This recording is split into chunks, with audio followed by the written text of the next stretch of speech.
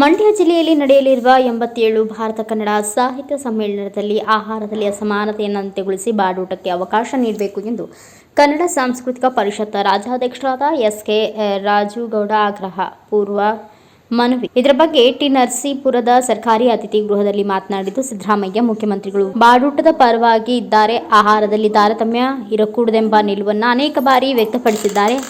ಆದ್ದರಿಂದ ಸಮ್ಮೇಳನದಲ್ಲಿ ಬಾಡೂಟ ಸಿಗುವುದೆಂಬ ಆಶಾಭಾವನೆ ಹೊಂದಿದ್ದೇವೆ ಎಂದರು.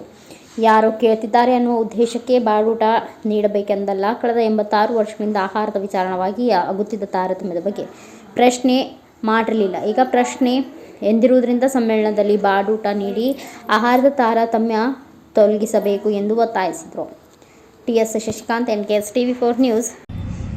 ಏನು ನಾಳೆ ಅಧಿಕೃತವಾಗಿ ಪ್ರಾರಂಭಗೊಳ್ತಾ ಇದೆ 87ನೇ ಅಖಿಲ ಭಾರತ ಕನ್ನಡ ಸಾಹಿತ್ಯ ಸಮ್ಮೇಳನ.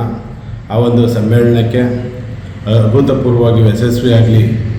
ನಾಡಿನ ಕನ್ನಡ ಅಭಿಮಾನಿಗಳು, ಸಾಹಿತ್ಯಾಸಕ್ತರು, ಕನ್ನಡಿಗರು ಹೆಚ್ಚಿನ ಸಂಖ್ಯೆಯಲ್ಲಿ ಬಂದು ಭಾಗವಹಿಸಿ ಯಶಸ್ವಿಗೊಳಿಸಬೇಕು ಅಂತೇಳಿ ಈ ನಾಡಿನ ಸಮಸ್ತ ಕನ್ನಡಿಗರನ್ನು ಕೋರ್ತಾ, ಸಮ್ಮೇಳನದ ವಿಚಾರವಾಗಿ ಏನು ಒಂದು ಧ್ವನಿಯಲ್ಲಿದೆ ನಾಡಿನಲ್ಲಿ, ಆಹಾರದಲ್ಲಿ ಅಸಮಾನತೆ ಇದೆ, ಅದು ಕೊನೆಯಾಗಬೇಕು. 86 ವರ್ಷಗಳಿಂದ ಏಕಪಕ್ಷೀಯವಾಗಿ ಬಾಡಿಲ್ಲದ ಊಟವನ್ನು ಕೊಡ್ತಾ ಬಂದಿದ್ದೀರಿ.